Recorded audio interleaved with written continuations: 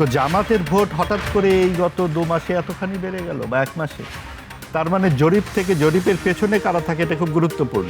আপনি এই জরিপ নিয়ে মোটামুটি একটা সংশয় প্রকাশ করছেন। এটি কারা করেছে জরিপটি? এটা হচ্ছে প্রজেকশন বিডি, জাগরণ ফাউন্ডেশন ও ন্যারেটিভ। জরিপটিতে কোন কোন সংস্থা ছিল এই সংস্থার ব্যাপারেও তার কোনো তথ্য নাই। একচেটিয়া জামাতের বিরুদ্ধে কিছু কথা বলে তিনি তার বক্তব্য শেষ করেছেন। দেশের 51% যেই নারী, সেই তাদের কোনো প্রতিনিধি তাদের দলে নেই। সুনিশ্চিত নিরাপদ নারী সমাজ দেওয়ার উপযোগী একটা সংগঠনের নাম হলো বাংলাদেশ জামাত ইসলামী আলহামদুলিল্লাহ। বাংলাদেশের আগামী দিনের চেহারা কি হবে এই দক্ষিণপন্থী দলগুলো যদি ক্ষমতায় চলে আসে জামাতের নেতৃত্বে, এটা অবশ্যই ভাবনার বিষয়। দেখুন, এই যে জরিপগুলো আমরা নির্বাচনের আগে দেখি, এটা তো নানা মাত্রায় আমাদের সামনে উপস্থিত হয়। গণমাধ্যমের জরিপ আমাদের সামনে এসেছিল, আপনাদের মনে পড়ে প্রথম আলো সম্ভবত জরিপটি করেছিল, এবং তারপর আরও 2-4টি বেসরকারি সংস্থা, এবং সর্বশেষ এটি কারা করেছে জরিপটি? এটা হচ্ছে প্রজেকশন বিডি, জাগরণ ফাউন্ডেশন ও ন্যারেটিভ। ন্যারেটিভই আসলে মূল কাজটা এটা করেছে। আপনি দেখুন যে একদম নেক টু নেক, খুব কাছে চলে আসছে। তো জামাতের ভোট হঠাৎ করে এই গত 2 মাসে এতখানি বেড়ে গেল বা 1 মাসে, তার মানে জরিপ থেকে জরিপের পেছনে কারা থাকে এটা খুব গুরুত্বপূর্ণ।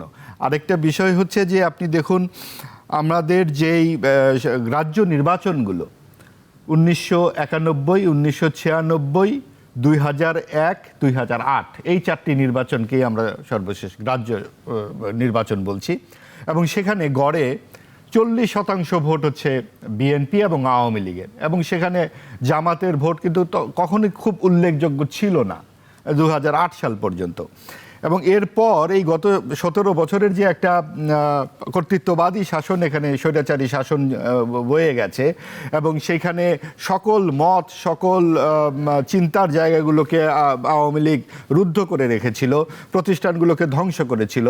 সেই জায়গাতে প্রধান আক্রমণের শিকারই কিন্তু হয়েছিল বিএনপি প্রধান রাজনৈতিক দল তখনও ছিল, এবং সেই জায়গায় আপনি দেখুন যে তাদের যে প্রধান নেত্রী, তাকে যেভাবে জেলে দেওয়া হলো এবং নানানভাবে অত্যাচার অনাচার করা হলো। 50 লক্ষ নেতাকর্মীর নামে মামলা দায়ের ছিল।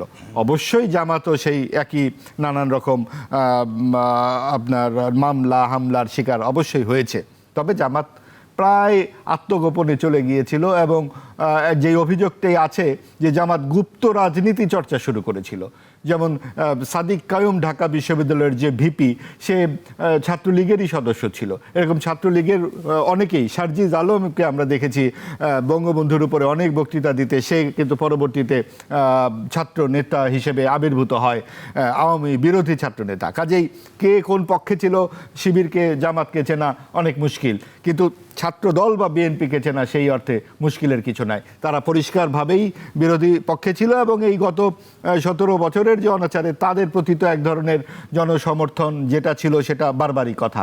তো এর মধ্যে কি করে জামাত প্রায় নেক টু নেক চলে আসছে, এটা একটা অবশ্যই দুশ্চিন্তার বিষয়।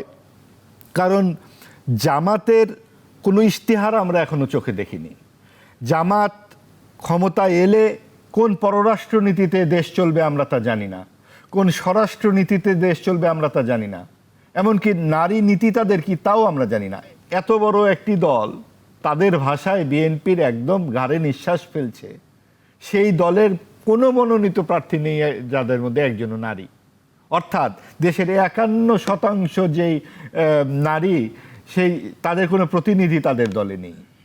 এমনকি তাদের সঙ্গে যখন এনসিপি জোটভুক্ত হলো, সেই এনসিপির নারী সদস্যরাও প্রায় দল বেঁধে পদত্যাগ করতে শুরু করলেন, এবং তাদের অনেকেই প্রকাশ্যেই বলছেন যে জামাতের সঙ্গে এই জোটবদ্ধতা তারা পছন্দ করছেন না। পছন্দ না করবারই কথা, কারণ জামাত পরিষ্কার করছে না তাদের নারী নীতির বিষয়টি।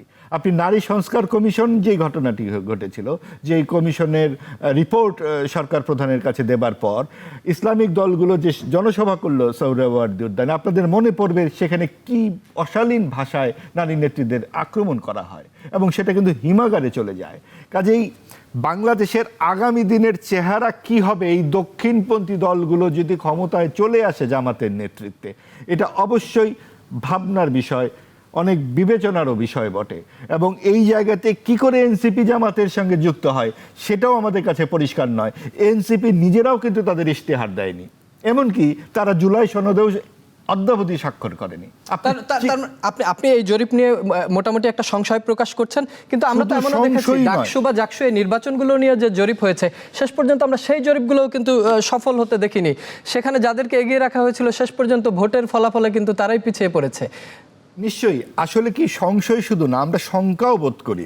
কারণ হচ্ছে যে আপনি যখন কারো ইশতেহার জানবেন না, আপনি যখন তাদেরকে দেখবেন গুপ্ত রাজনীতির চর্চা করতে, আপনি দেখবেন সকালে এক কথা বলতে বিকালে এক কথা বলতে, তাদের প্রধান প্রতিদ্বন্দ্বী যদি বিএনপি হয়ে থাকে তাদের ভাষায়, সেই বিএনপি নেত্রী বেগম খালেদা জিয়ার মৃত্যুর পর তাদের দলের প্রধান ডক্টর শফিক সাহেব শোক প্রকাশ করতে গেলেন বিএনপি নেতৃবৃন্দের কাছে, এবং শোক প্রকাশ করে বেরিয়ে এসে সাংবাদিকদের বললেন বিএনপি নেতাদের সঙ্গে আমাদের কথা হয়ে গেছে, আমরা নির্বাচনের পর ফলাফলের আগে, ফলাফল প্রকাশের পর সরকার গঠনের আগে একসাথে বসবো, জনগণের যাতে ভালো হয় সেটা আমরা একসাথে করব। অর্থাৎ জাতীয় সরকার গঠনের প্রস্তাবও তারা দিয়ে রাখছে।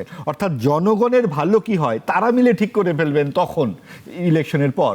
ইলেকশনের আগে কিন্তু তারা বলবেন না যে কি দিতে যাচ্ছেন তারা দেশ ও জাতিকে। আমরা ইলেকশনের এই জায়গায় একটি প্রতারণার আশ্রয় নিচ্ছে জামাত। মাহবুব আজিজ, আপনাকে ধন্যবাদ জানাচ্ছি। আমি একটু জামাতের একজন সংসদ সদস্য প্রার্থী আমার সঙ্গে রয়েছেন গাজীপুর 4 জুমে, তার সঙ্গে একটু যুক্ত হতে চাই। মোহাম্মদ সালাউদ্দিন আইয়ুবী, আপনি নিশ্চয়ই আলোচনা শুনছিলেন। মাহবুব আজিজ স্পষ্ট করে বলেছেন যে আপনার দল নির্বাচনের মানে আমরা যেটা বলি যে কি ধরনের প্রস্তাবনারা আপনারা দিবেন, যে আপনারা রাষ্ট্র ক্ষমতায় আসলে কিভাবে রাষ্ট্র চলবে, আপনাদের পররাষ্ট্র নীতি বা কি হবে, নারীদেরকে আপনারা কোথাও প্রার্থী করেননি, এই বিষয়গুলো নিয়ে আপনার দলের আসলে ব্যাখ্যা কি বা আপনার নিজেরই বা বক্তব্য কি? আপনি যে আসনের প্রার্থী, এই আসনে যারা ভোটার রয়েছেন সেখানে পুরুষের চাইতে নারী ভোটারের সংখ্যাই কিন্তু বেশি। ধন্যবাদ আপনাকে। আসসালামু আলাইকুম ওয়া রাহমাতুল্লাহি ওয়া বারাকাতুহু। ধন্যবাদ সম্মানিত সমালোচক বৃন্দকে। সম্মানিত সাংবাদিকের প্রতি আমি শ্রদ্ধা রেখে বলছি, তিনি আসলে একটু পড়াশোনা করে চিন্তা করে আজকে কথাগুলো বললে উনি ওনার জায়গা থেকে একটু স্বচ্ছ সুন্দর কথা বলতে পারতেন। তিনি যে তথ্যগুলো দিয়েছেন তথ্যের অনেকগুলো অসম্পূর্ণ, অসংলগ্ন। আসলে যে জরিপটির প্রশ্ন আপনি করেছিলেন সেই প্রশ্নের উত্তর কিন্তু তিনি দেননি। একচেটিয়া জামাতের বিরুদ্ধে কিছু কথা বলে তিনি তার বক্তব্য শেষ করেছেন। এই জরিপটিতে কোন কোন সংস্থা ছিল এই সংস্থার ব্যাপারেও তার কোনো তথ্য নাই। তিনি বরং প্রশ্ন করেছেন যে কোন কোন সংস্থা এই জরিপটি করেছেন। তাহলে বোঝাই যায় তিনি আসলে কোন জায়গা থেকে বক্তব্যটি দিয়েছেন। সুতরাং আমি ওনার এই প্রশ্নের প্রাসঙ্গিকতায় খুব বেশি প্রয়োজন মনে করছি না কথা বলতে।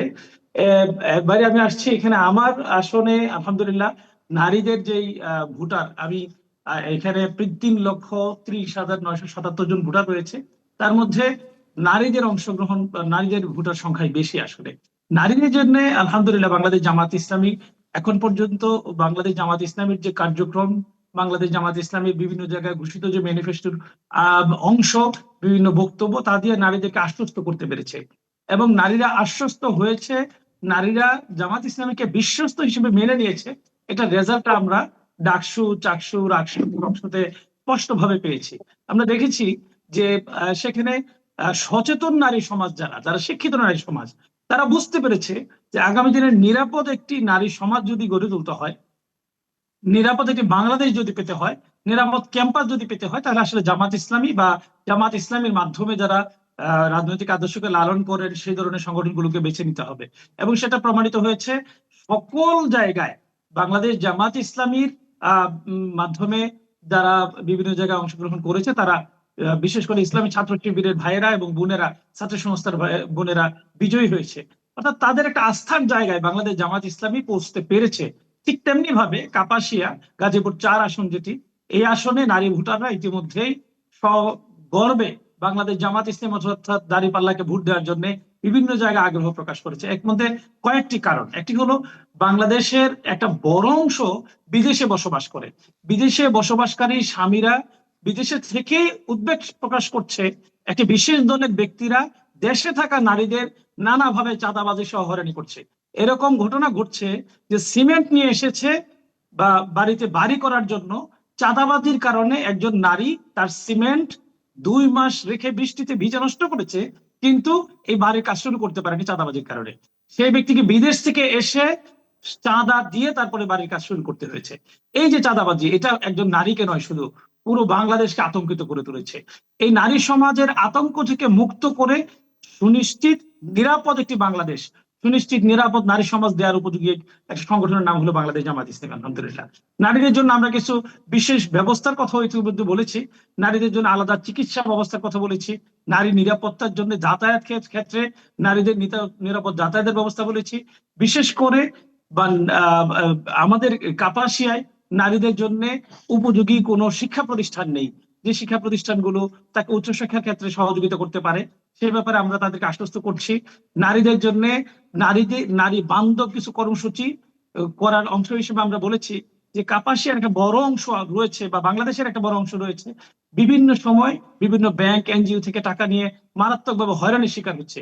এই হয়রানি থেকে মুক্ত রাখার জন্য তাদের জন্য আমরা উপযোগী কিছু স্কিম বা পরিকল্পনা ঘোষণা করেছি, যেটা জাকাত ভিত্তিক হবে, যেটা ঋণের মাধ্যমে, সুদ মুক্ত ঋণের মাধ্যমে তাদেরকে এই ভয়ানক আতঙ্ক এবং আক্রমণ থেকে মুক্ত করার জন্য আমরা চেষ্টা করবো আমি ইনশাআল্লাহ। একটু সম্পূরক প্রশ্ন করতে চাই সালাউদ্দিন আইয়ুবী, আমি একটু একটু একটু যুক্ত করতে চাই। আপনি তো নারীদের জন্য আপনারা অনেক কিছু করছেন, সেই বিষয়টি বলছেন, কিন্তু আপনার যে দল, আপনারা প্রতিটি আসনে যে প্রার্থী দিচ্ছেন সেইখানে কিন্তু কোনো নারী প্রার্থী নাই। এই বিষয়ে কি আপনার কোনো বক্তব্য আছে?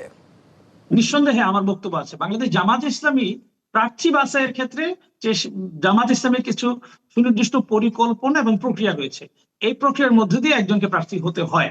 বাংলাদেশ জামাত ইসলামী সকল ক্ষেত্রে গণতন্ত্রের চর্চা করে। দেখেন, একটা বড় দলের প্রধান নির্বাচিত হয়ে গেলেন, তিনি কিভাবে, কখন, কোথায়, কোন প্ল্যাটফর্মে কিভাবে নির্বাচিত হলেন, এটা কিন্তু গণতান্ত্রিক কোনো সিস্টেম অনুসরণ করা হয়নি।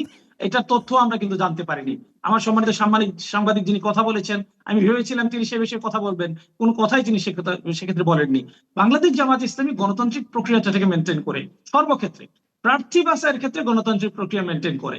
বাংলাদেশ জামাত ইসলামী তার কনস্টিটিউশনসিতে যারা জামাত ইসলামীর কর্মী, সমর্থক এবং শুভাকাঙ্ক্ষী রয়েছে, তাদের প্রত্যক্ষ ভোটের মাধ্যমে সেখান থেকে প্রার্থী বাছাই করে থাকে।